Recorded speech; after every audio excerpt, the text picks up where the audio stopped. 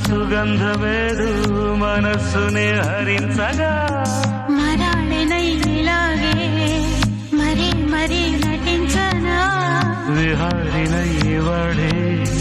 దివి భువి స్పృశించనా గ్రహములు పాడిన పల్లవికి జాబిలి ఊగెనులే కొమ్మలు